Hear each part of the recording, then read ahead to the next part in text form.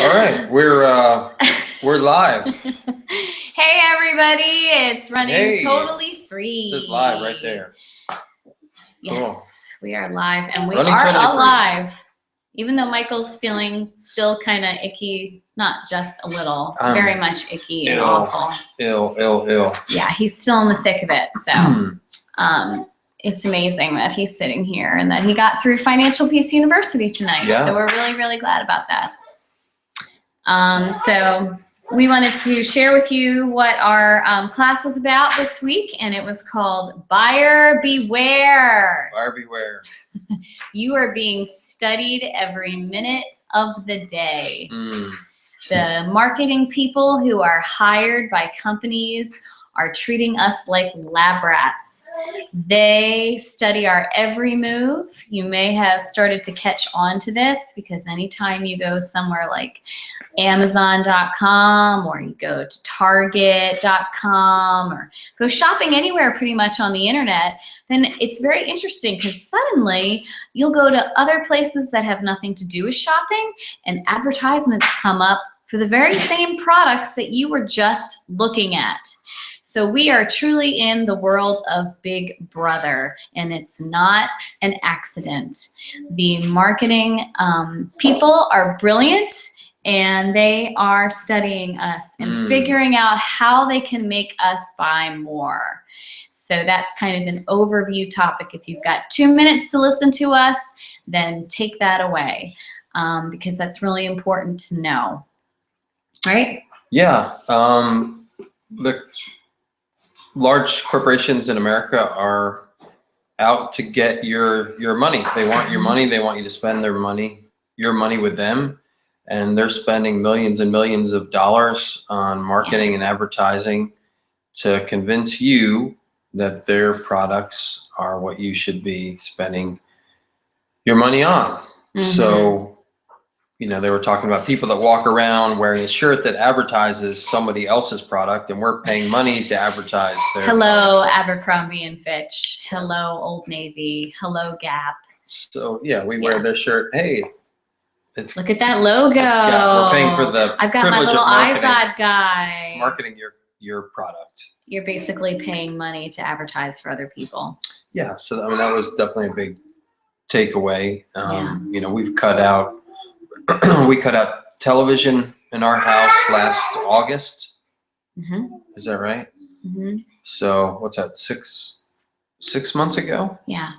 So we'll still stream stuff on Amazon Prime. We got Amazon Prime at a deal last year. I forget what the deal was, but it was like $60 for the year. So we get movies and TV shows from them plus the Prime shipping. Another thing, we thought, we assume we're getting a great deal on that, but they think, hey, here's some folks that are going to order more crap because they get their crap shipped in 2 days instead of 5. So they saved us $39 on the discounted Amazon Prime. Yeah. But now, how much more stuff have we bought at Amazon because we could get it even faster? Do you think we have? I mean, here's a moment for us to look at ourselves. Recently we've cut down all our spending. We're not buying from anybody. Yeah. Do you think when we first signed at Christmas time we did? Yeah. I bought most of our stuff, through Amazon Prime. Through Amazon, because I could get it fast, and I'd already paid for it, the thing, and so although you really had already paid shipping, you just paid it by paying the Amazon Prime price. But for the fact that we're not buying much stuff, it was still cheaper than what we were paying for Netflix, and we get the I don't know. We'll probably revisit next year whether or not we're going to continue with it. I've enjoyed it because of the Prime Music too. Yes, that has been very. They have tons and tons of music and worship music that's available on Prime Music that you're listening to for free, and as opposed to Pandora where you listen to a variety of songs, you can listen to whole albums. Right. Anyway, I don't know what the point is here, other than I have no idea. Totally lost it. People are marketing to you. Amazon's marketing to you when you're shopping on Amazon. Yes. They're throwing ads of stuff you've seen, and all these companies are trying to get you to purchase. And so as we've progressed with technology, they have upped the ante. Oh, I remember now. We cut out TV. Yeah, we cut out TV because we had Amazon. So we haven't been seeing so many of any TV commercials because we're not watching broadcast television, except that some sporting event or something. Right. But we're still getting bombarded with advertising on our smartphones. Right. And wherever you go, there's gazillion signs and stuff. Right. It's true. So you can't escape it, even though you get rid of television. It's not like we're escaping advertising. No, we're not escaping it at all. Yeah, so that was eye-opening to learn about. What I was most impacted by was something where they said that one of the techniques that companies market to us is convenient payment methods. They listed store loyalty cards and reward cards, store debit and credit cards, and mobile payment options. All right, so after being asked about 1 million times at Target at the cash register if I wanted to sign up for a debit card, originally it started out that they only offered a credit card, and then they realized that maybe people would start doing it if they connected it to their debit card. Yep. Well, that worked for us. We jumped on that. And we thought. And there's a benefit. The benefit supposedly is that 5% usually pays for the tax, right? And lots of you out there, you chose a red card for the very same reason we did. And if you ship, I think you get free shipping if you own the red card. Yeah. However, what was the statistic about credit card use? Do you remember now? Has it been too long? It was, you purchase maybe 24% more, 24% more than you would purchase if you use a card versus cash. It was something around. It was a good percentage higher. Significant. So by you using the debit card versus using cash, they're giving you 4 or 5% back, but you're buying more stuff than you would have had you used cash. Had you used cash. Plus, and then Target doesn't have the lowest prices either, so you're getting a 5% discount over already inflated prices. Right. So if you bought that same item at Aldi, maybe even Aldi, Walmart. even at Walmart, there's a good chance you would have gotten it. Noah, can you please stop?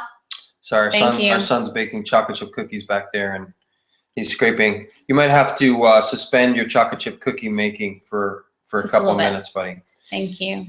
Okay, so yeah, I mean, even though you're getting that 5%, you're purchasing more than you normally would if you were purchasing cash, and the savings aren't as great because there are other retail grocery outlets where you would have paid less than you did there. Right. But there were deals to be had at Target too, like the meat, especially meat deals when the meat is on That's manager special, but that has nothing to do with. Yeah, I'm just saying. I understand. I'm just saying there are deals to be had at the store, especially in the clearance aisles. But in general, it's a more expensive place to shop.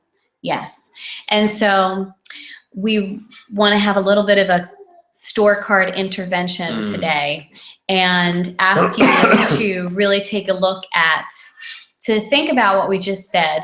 It's not our words; it's Dave Ramsey's words. Really think about that. Would you necessarily buy as much if you didn't have your red card? And especially,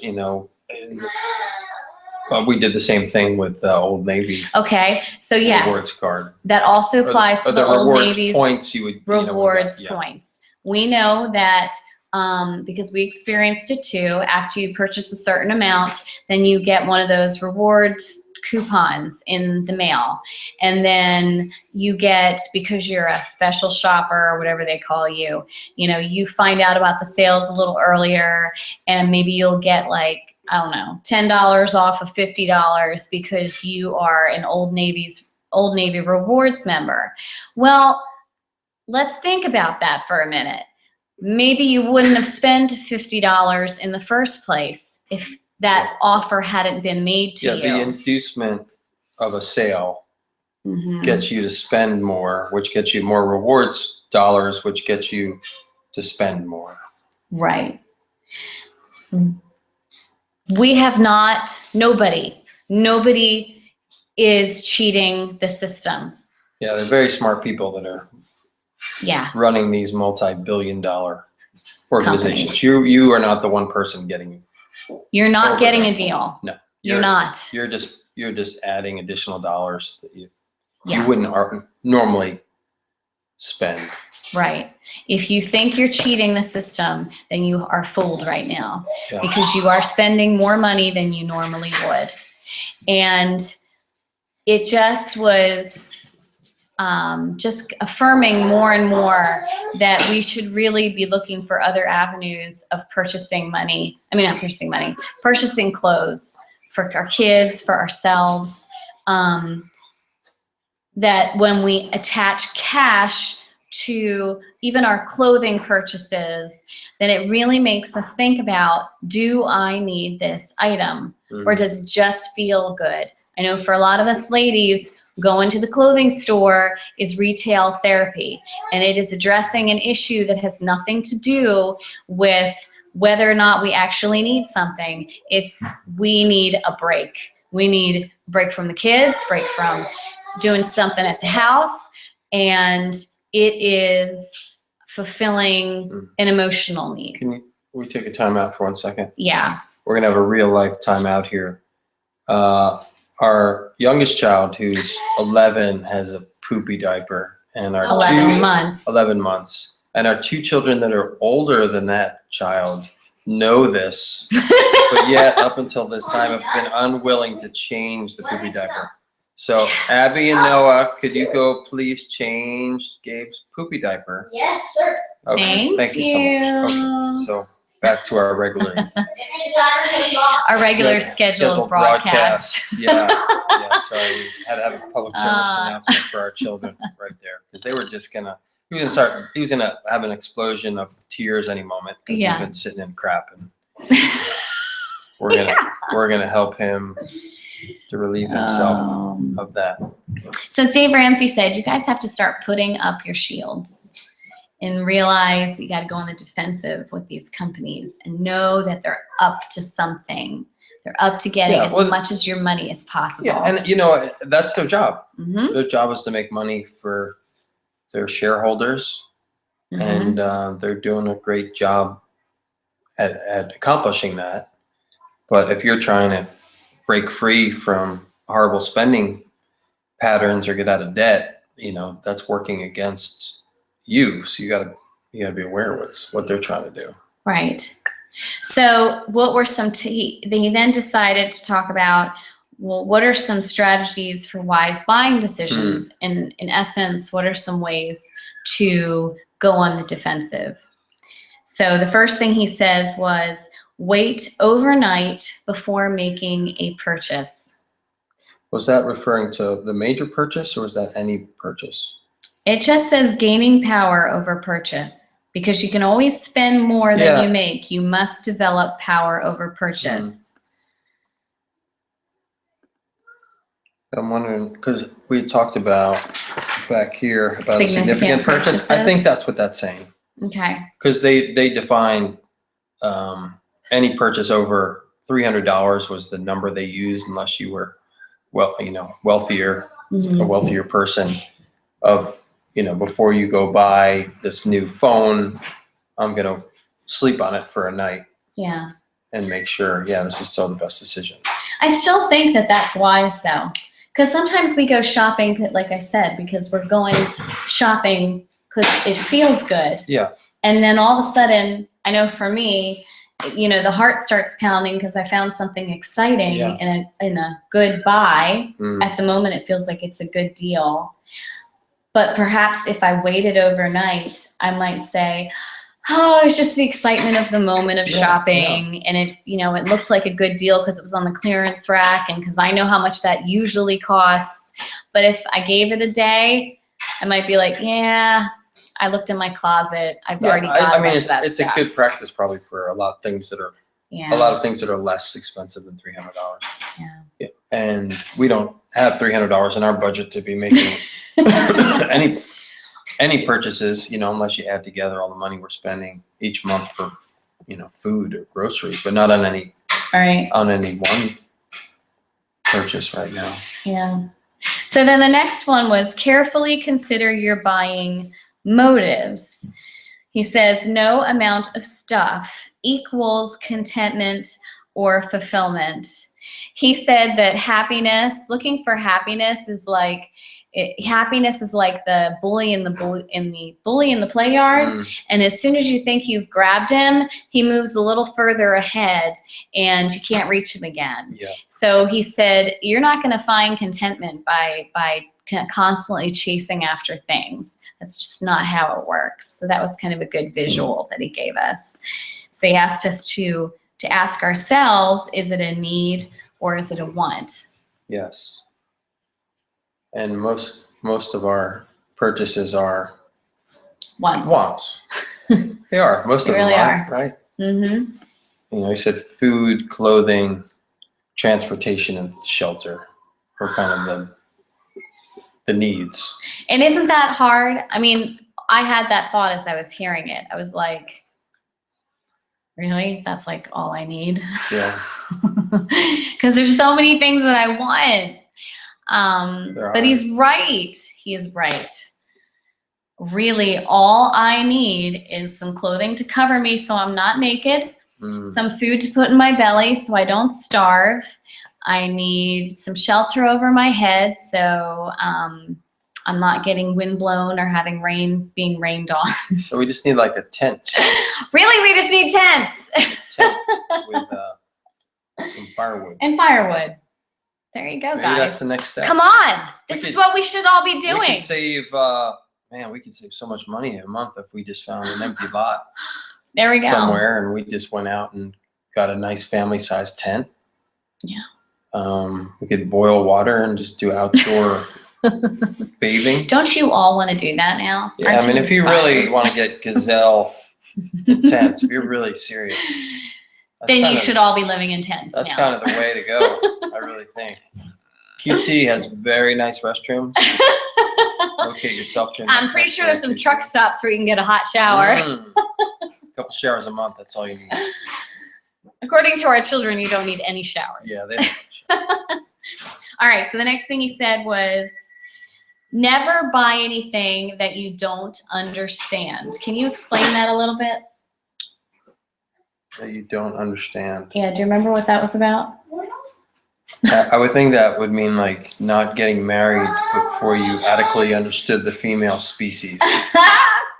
So in that regard, we should never get married because you will never understand the female. I honestly don't remember what he said for this part. I think I don't know what happened. That went over our heads. Yeah. Okay, next part.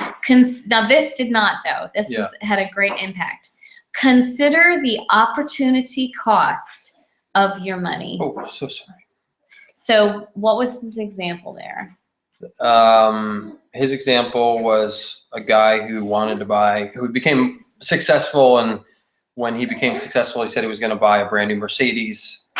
He buys the Mercedes or takes it home, and before plunking down the money, he figures out that if he had taken that $40,000, instead of buying the Mercedes, man, he could make a lot more money with that $40,000. So what did he do with the 40,000? He took the 40 grand, he stuck it in is it a mutual fund? A mutual fund and left it there, not adding any additional money.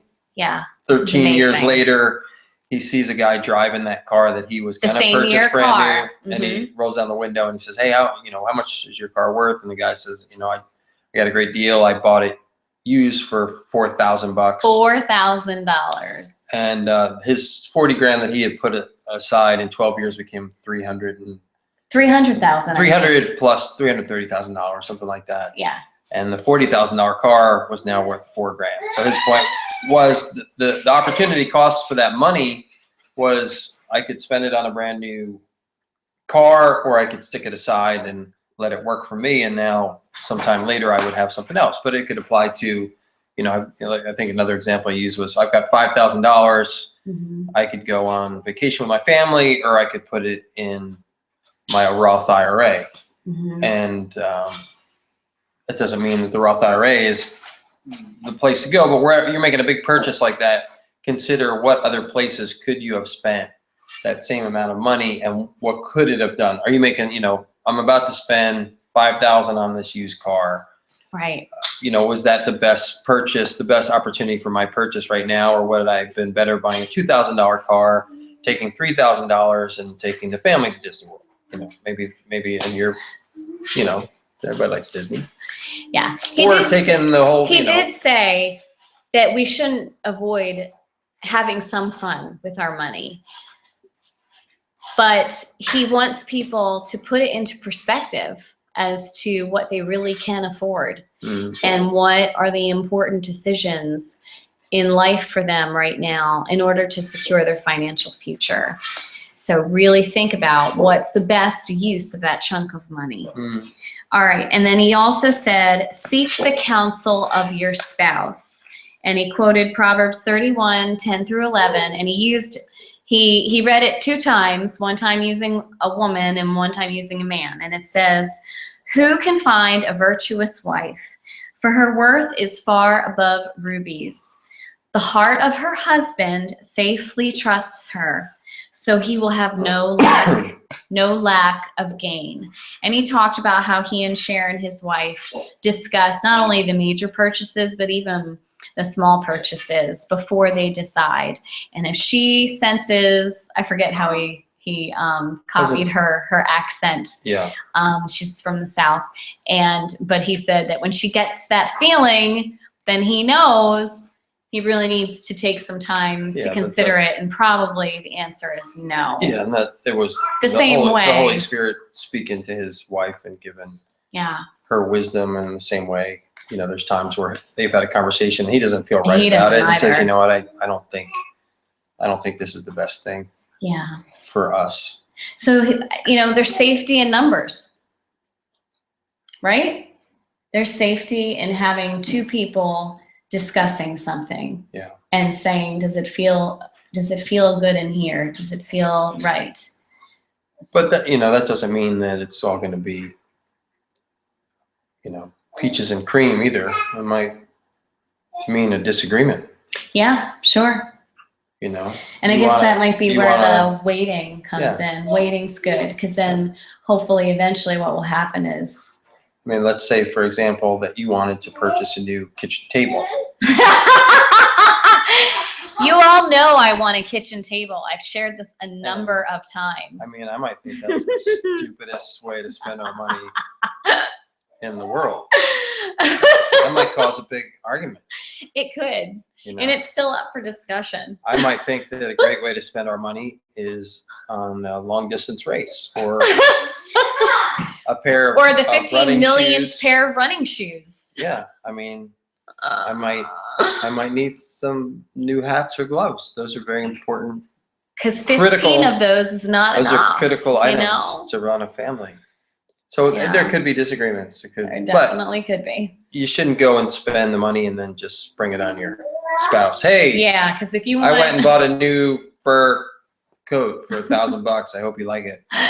If you want to create some frustration and some difficulty in your marriage, that is one way to go about doing it really quick. That's a good way to do it. So I think that's it. We had a nice talk at the end of our class today, and it was good. It was good. I'm glad I went, even though I feel awful and I just want to lay down right now. Yeah, I don't feel good. We learned good things, and we hope that, I don't know, I guess I just hope, y'all, that you'll think about whether or not you really need to hold on to all these reward cards and these red cards. Yeah. You're not You're not saving yourself money. You're not. they have you figured out. You're spending much more than you would without those items. They're not in They're the not looking out business for of your best interest. giving stuff away to you. Mhm. You know, like they were saying, the 90-day same as cash. 100% of the people go into that thinking we're going to pay it off and we won't pay any interest. And 88% of every person that signs up for 90 days as cash winds up paying all of the interest. If you don't pay in 90 days, they take all the interest that you would have paid and they whack you.